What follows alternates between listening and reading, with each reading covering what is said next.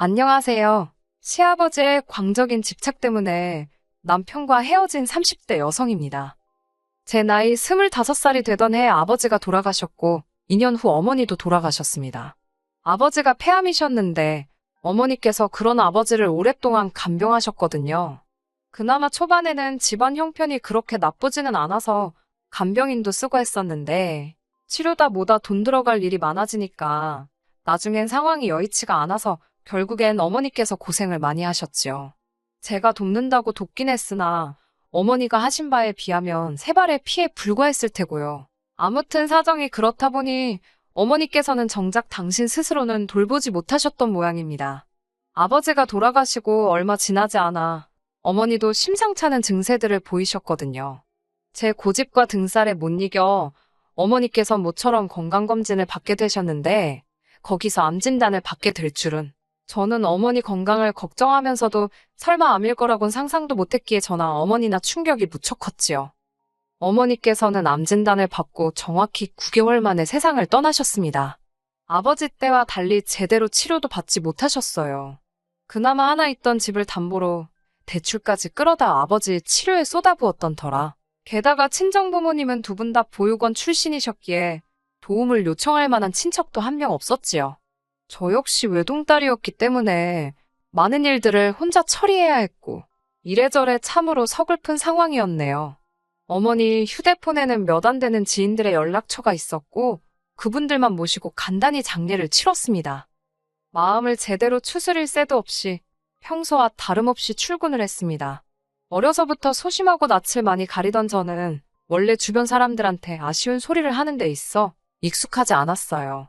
그래서인지 어머니가 돌아가셨다는 이야기도 쉽게 꺼낼 수가 없더라고요.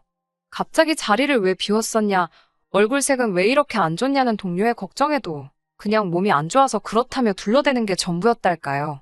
하지만 제 그런 거짓말을 꿰뚫어본 사람이 있었으니 바로 남편이었습니다. 남편은 저에게 자세한 이유를 캐묻는 대신 말없이 어깨를 내어주는 그런 사람이었어요. 어떻게든 절 웃게 해주려고 그런 건지 평소보다 더 과하게 장난도 치고 어떻게든 제 관심과 주목을 끌어보려고 애를 쓰기도 했지요. 그런 남편을 보고 있으면 고맙기도 하고 동시에 짜증이 나기도 하고 그래도 결국에는 그 모든 행동들이 남편 나름대로의 배려였다는 걸 알게 되었고 이후로는 저도 남편에게 마음의 문을 열었네요. 얼마 지나지 않아 저희 둘의 관계는 진지한 사이로 발전하게 되었습니다. 그런 관계가 1년여 정도 지속되었을 때 남편이 먼저 결혼하자는 이야기를 꺼냈고요. 아무래도 제 상황이 상황인지라 어머님 아버님이 저를 싫어하진 않으실지 결혼을 반대하진 않으실지 걱정을 많이 했습니다. 친정부모님 자리에 앉아줄 어른이 없어 제대로 된 상견례도 할 수가 없었으니까요. 하지만 어머님 아버님의 허락 아래 시댁에 찾아가 인사를 드리는 걸로 상견례 자리를 대신했어요. 비록 결국에는 어머님 아버님 때문에 남편과도 헤어지게 되었지만 두 분을 처음 만났을 때만 하더라도 정말로 친절하고 배려심이 넘치는 분들이다 싶었습니다. 제가 불편해할까봐 그러신 건지 뭐 하나 물어보실 때도 매우 신중하게 그리고 조심스럽게 신경을 써주셨고요. 뿐만 아니라 친정부모님에 대한 이야기가 나왔을 때는 어머님께서 눈물을 보이셨고 아버님께서는 이제 당신들이 저를 친딸처럼 아껴주시겠다며 사랑한다고 말씀해주시기까지 하셨네요. 하지만 산 넘어 산이라더니 저희 앞에 놓인 또 다른 문제는 돈이었습니다. 저나 남편이나 각자의 사정으로 모아둔 돈이 많지가 않았거든요. 친정이 없는 상황에서 시댁 도움만을 받자니 그것도 영 내키지가 않았지요. 남편과 한참을 고민하고 상의한 끝에 저희는 반지하 전셋집에서 시작하기로 했습니다. 어차피 남편이나 저나 집에서는 거의 잠만 잘 듯했기에 큰 문제는 없을 거라고 생각했거든요.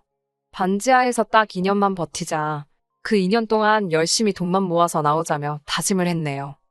하지만 반지하 생활이 어느 정도 적응이 되어가던 무렵 문제가 생겼습니다. 집을 알아볼 때부터 가장 걱정했던 것 중 하나가 바로 곰팡이와 누수였는데 결국엔 그 두 가지 모두를 겪게 되었거든요. 지은 지 2년도 안 된 건물인데다 새로 도배까지 싹 되어 있었기에 설마 싶었는데 하지만 아니나 다를까 장마가 시작되기가 무섭게 천장 모서리부터 누수가 발생했지요. 곰팡이는 덤으로 따라왔고요.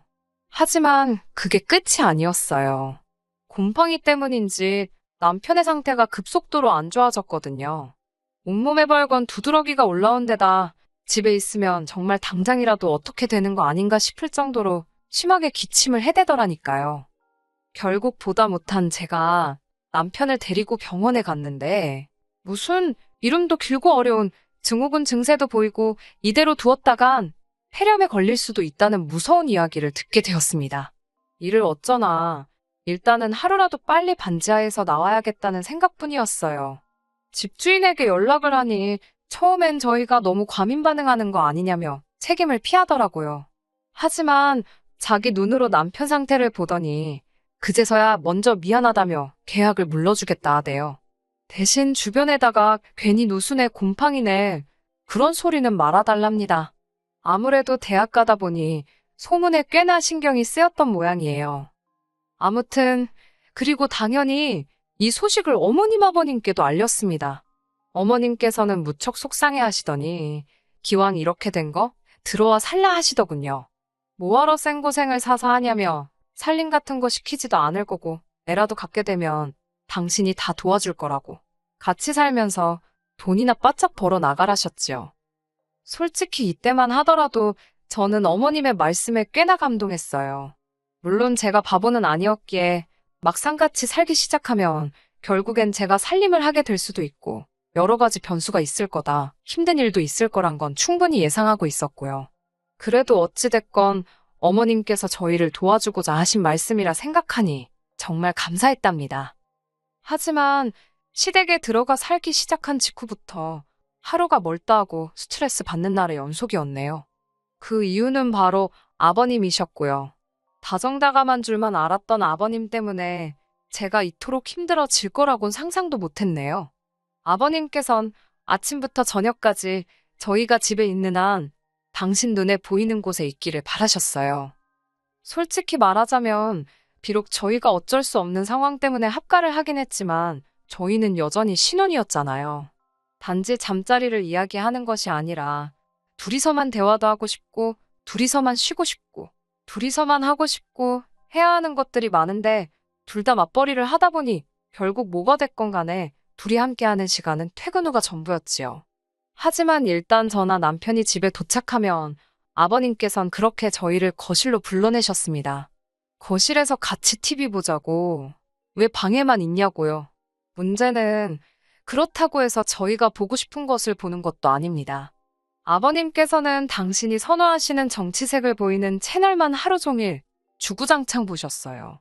그게 아니면 미국 레슬링 프로그램이었지요. 저는 그러면 TV 앞에서 소위 멍 때리고 있거나 핸드폰을 하곤 했는데 그걸 또 그렇게 싫어하셨습니다. 같이 TV 보자니까 왜 핸드폰만 들여다보고 있냐며 한 번은 막무가내로 제 핸드폰을 뺏어가기도 하셨지요. 제가 너무 놀라기도 했고 기분도 나빠서 아버님을 쳐다보니 그러니까 하지 말라는 짓을 왜 하냐면서 예의를 지키랍니다. 아버님의 간섭은 이뿐만이 아니었습니다. 어쩌다 남편과 제가 둘이 모임에라도 가는 날이면 아버님이 나서서 저희의 옷차림을 단속하셨어요. 모임의 성격이나 장소에 따라 저희가 어련히 알아서 잘 챙겨 입고 가겠어요. 한 번은 현관에서 신발을 신던 저를 붙들고는 옷을 왜 이렇게 입었냐. 사구려처럼 보인다 어쩐다. 가서 저번에 입었던 걸로 바꿔 입고 와라. 더 짜증이 났던 건 그런 아버님의 행동이 남편이 보기엔 며느리를 너무 예뻐해서 그러는 것 같답니다. 심지어 정말로 저희가 모임에 가는 건지 아니면 당신만 따돌리고 둘이서 어디 놀러라도 가는 건 아닌지 그걸 감시하려고 몰래 저희 뒤를 밟으신 적도 있답니다. 저는 놀라다 못해 소름이 다 끼치던데 정작 남편은 아버님이 은퇴하시고 집에만 계시니 심심해서 저러신가 보다며 다음에는 아버님도 모시고 같이 어디 놀러라도 가자고 하더라고요. 제가 황당해서 어머님 계시지 않냐, 두 분 사이가 나쁜 것도 아닌데 도대체 왜 이러시는지 모르겠다 하니까 남편도 그러면 어머님도 모시고 가자는 뚱딴지 같은 소리나 하더라니까요. 그러다 제가 그 집에서 나와야겠다고 결심을 하게 된 결정적인 사건이 터졌습니다. 같이 살기 시작하고 얼마 지나지 않아서부터 아버님께서는 저를 딸내미라고 부르기 시작하셨습니다. 그러면서 당신에게 아빠라고 부르고 어머님께 엄마라고 부르길 바라는 눈치셨어요. 실제로 제 주변의 시집간 친구들 중에도 자기 시부모님께 아빠 엄마라고 부르는 친구들도 있긴 하지만 이상하게 전 그 말이 입에서 나오지 않더라고요. 돌아가신 부모님께 괜히 죄송스럽기도 했고 뭐라고 말로 정확히 표현할 수는 없었지만 불편했어요. 그래서 안 했습니다. 그런 와중 하루는 아버님께서 친구분들과 저녁 약속이 있다 하셨습니다. 그날따라 남편은 야근으로 늦는다고 했고 어머님은 진작에 주무신다 하셨기에 아버님의 연락을 받고 저 혼자 마중을 나갔지요. 아주 늦은 시간도 아니었는데 아버님께서는 꽤나 취하신 듯 했습니다. 저를 보시더니 우리 딸내미가 아빠 마중 나왔네 그러시는데 제가 성격이 능글맞지가 못해서 떨떠름하게 웃기만 했어요. 그랬더니 아버님께서 너는 나를 무시하냐며 갑자기 주먹으로 제 머리를 쥐어박으셨어요. 제가 너무 놀라서 아버님을 쳐다보니 뭘 잘했다고 쳐다보냐며 한 대 더 쥐어박으시더라고요. 어처구니가 없고 너무 화가 나서 아버님 왜 이러시냐고 저도 모르게 소리를 질렀습니다. 그러자 아버님께서도 저더러 저 눈깔 좀 보라며 그 말을 하시는 아버님 표정이 얼마나 살벌하던지 놀란 제가 쟁걸음으로 먼저 도망치듯 집으로 들어갔습니다. 곧바로 아버님이 뒤따라 들어오는 소리가 들렸는데 제 심장이 터질 것처럼 빠르게 뛰대요. 집에 어머님이 계신다는 걸 알면서도 아버님의 존재 자체가 너무 무섭게 느껴졌어요.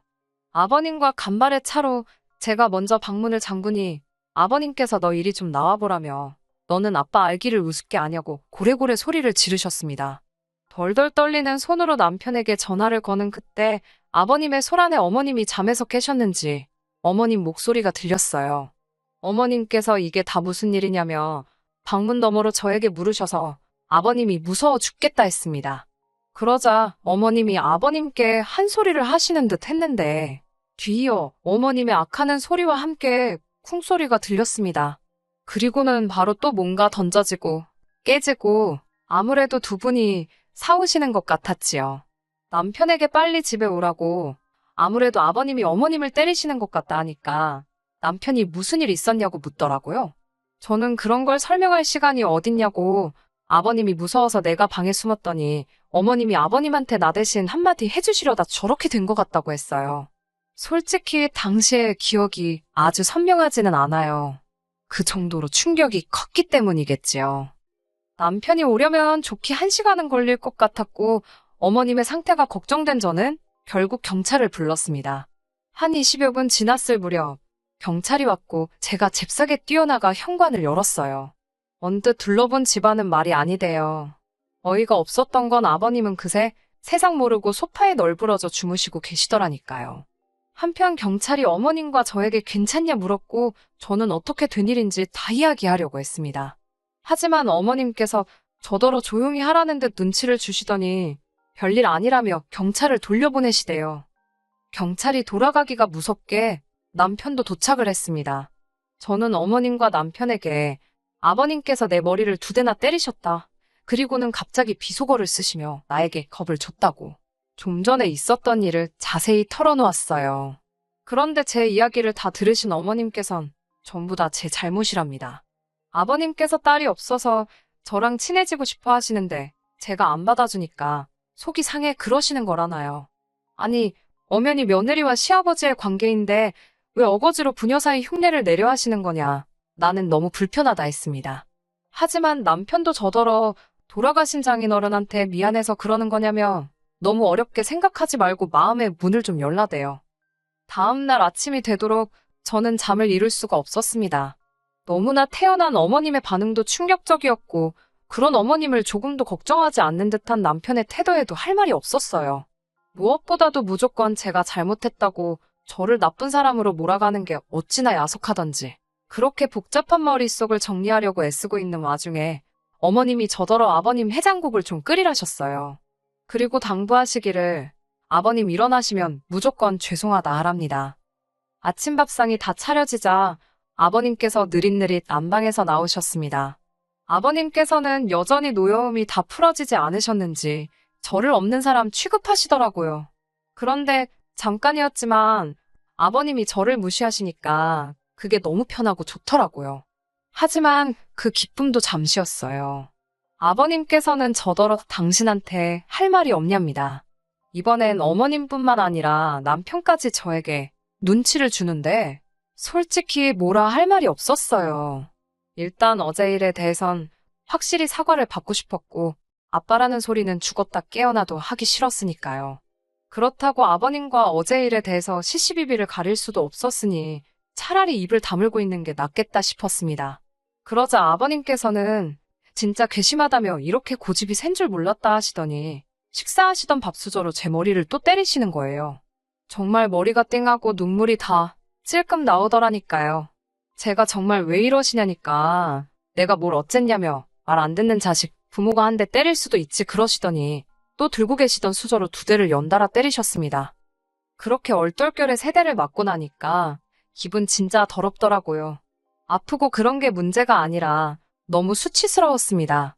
저는 아버님께 적당히 좀 하시라고 소리를 꽥 질렀습니다.